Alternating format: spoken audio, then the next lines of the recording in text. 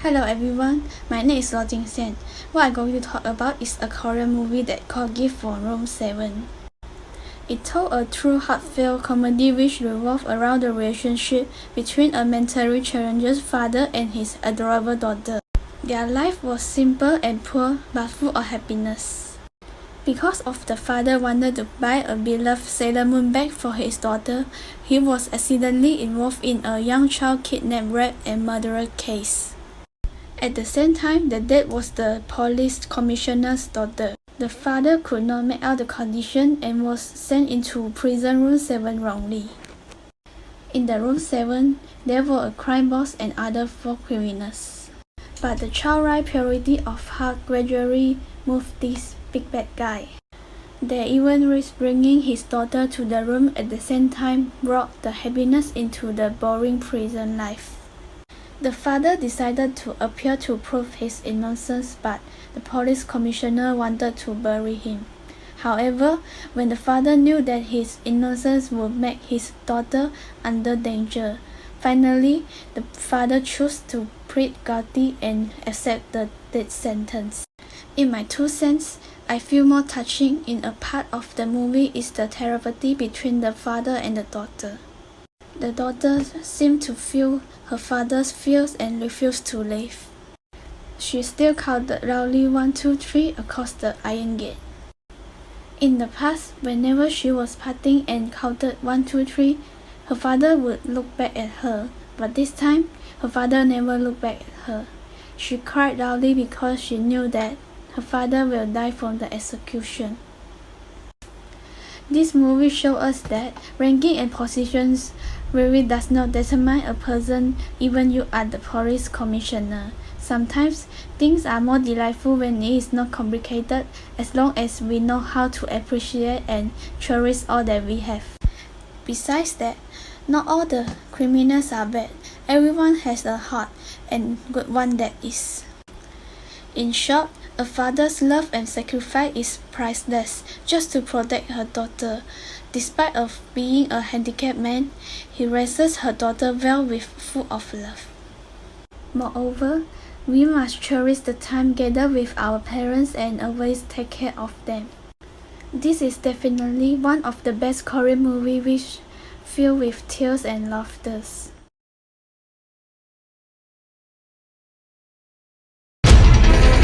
이번 살인 사건은 현 경찰청장을 겨냥한 어법성 살인 사건입니다. 형법 287조 미성년자 약취 유인죄. 안녕하세요. 이영구 1961년 1월 18일 태어났어요. 재앙절개. 엄마 아팠어요. 내 머리 커서. 이 상태 왜 이래 이거? 뭐 필요한 거 있어? 이영구 딸 예슬 보고 싶어요. 형님 어쩔 거예요?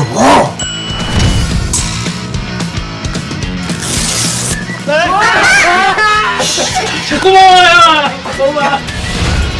여기는 학교예요 학교. 학교 아니야 감옥. 다 나쁜 사람들. 형님 이거 아닙니다. 이러다가 걸리면은 암묵지 들썩 보고 다 날라간다니까. 와 예쁘다.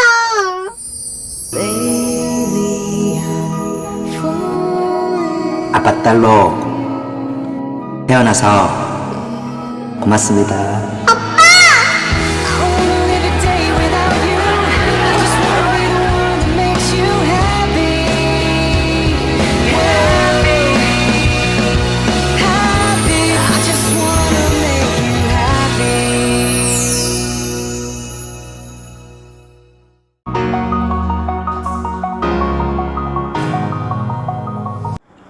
Hi, my name is Najwa Syahirah and I would love to share my types of entertainment. The term entertainment refers to any action that engage and entertain an audience while also providing pleasures and delight. It might be a concept or a task, but it is more likely to be one of the actions or events that have evolved through thousands of years to hold an audience's attention.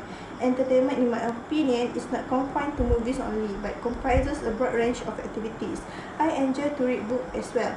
You Are Loved by Mizzy Wahib is one of my favorite novels.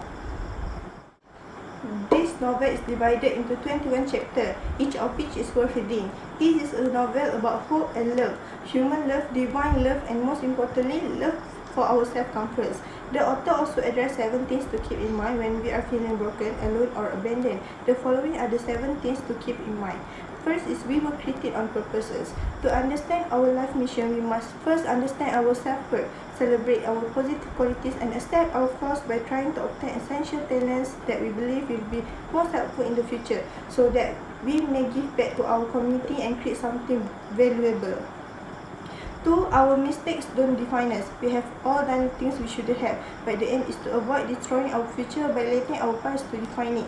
We have been harsh on ourselves because we believe it is the most effective method to make reparation. Stop it if it has not worked. Stop doing things that are not working. Modify our strategy, instead try to be kind of ourselves.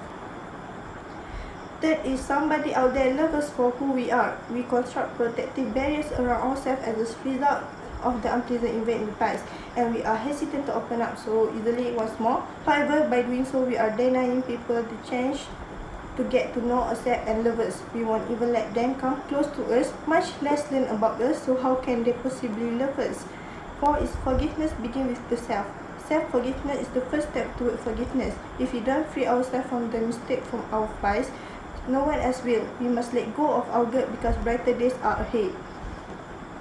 5. If you are enough, just the way we are. We are unique. Be modest enough to recognize, however, that there is always space for growth. The finest attitude we can have in the respect is that God loves development and progress. This is to believe in ourselves and strive for constant self-improvement.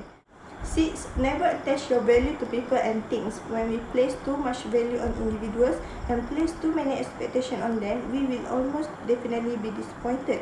People will forget us, disappoint us, and they will not be there when we need them. They will not appreciate us, and in certain cases, they may even turn against us after we have support them. The issue is that we are attempting to obtain from others what only God can provide. Our worth, pleasure, and value will come from our Creator, not from another individual. So let us direct our focus to Him. Last one is to know you is to love you. So know yourself first. We are so much more than our work title. Our job title reflects what we perform professionally, but it does not always reflect who we are. Ask ourselves questions to discover more characteristics about ourselves until we have figured out our strengths and weaknesses. Don't restrict ourselves to a single job title. This entire chapter has motivated me to strive for improvement on a daily basis. This book gives me a lot of faith for the future. It taught me how to cope with feelings of isolation and insecurities. The line "do not hold back since life is brief and we can only love someone while we still have them" is one of my personal favorite. That's all from me. Thank you.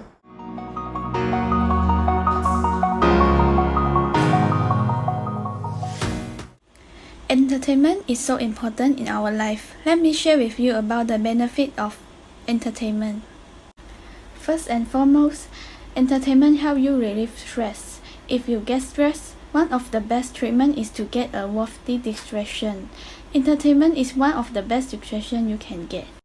When you get quality entertainment, your mind thinks of other things as well as release endorphin and hormones that are responsible for feeling good. This is a better way to deal with stress, as it gives you some time off to relax and prepare your mind for recovery. Furthermore, entertainment takes a safer approach.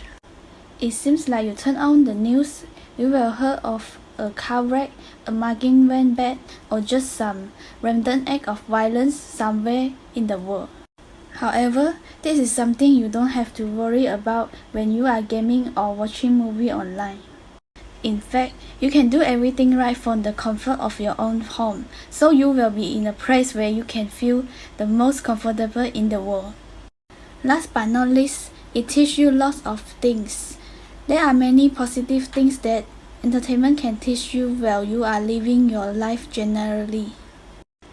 There is a diversity of entertainment teaching you experiences and lessons that may sometimes coincide with your life, or perhaps prepare you for the best. In short, happiness and entertainment are interrelated with each other. This is because entertainment keeps people happy. At the same time, everything feels good when the human mind is happy.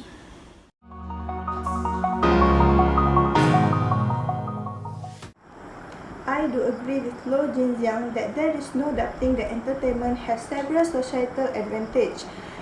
It can also aid in the reduction of mental health. However, it does have a negative effect on the person. First, it's possible that this will have a negative impact on your health and development. Excessive screen usage has been linked to poor academic performance, sleep deprivation, decreased physical activities, and decreased face-to-face social connection. All of these things are linked to health problems, including obesity and a detrimental influence on overall development. Second, could develop an unrealistic body image. The media has a significant impact of how teenagers perceive beauty and a positive body image. For example, the media frequently conveys the notion that thin and fair are desirable characteristics. Such deceptive signals have the potential to harm a child's self-esteem. Many people are so concerned with having flawless skin and a slim figure that they are eager to use harmful medication to achieve their dreams. They don't realize that each person has their own unique attractiveness. Everyone is attractive whether they have dark or pale complexion or skinny or a chubby physique. Third, the most widely theorized negative impact of the media, particularly social media, is that it might lead to addiction. Overuse of social media networking, according to research, can lead to stimulation comparable to that of other addictive activities. Most teenagers publish photo or emotion on social media and anxiously wait for likes, share, and good feedback from their peers. If their number of likes is low in comparison to others, some of them feel embarrassed. There are also individuals that use social media to get exposure and attention. In the long run, such habit will become toxic in our life. Lastly, it's possible to development of violent conduct. The research found a link between viewing violent television episodes and an increase in children's aggressive and unpredictable behaviors. Similarly, research suggests that playing violent video games changes a teen behavior and may cause them to become aggressive. Even more so in the case of children, they are more inclined to pay attention to the action being observed. For them, the violence they are exposed to seeing is nothing out of the ordinary. That's all from me. Thank you.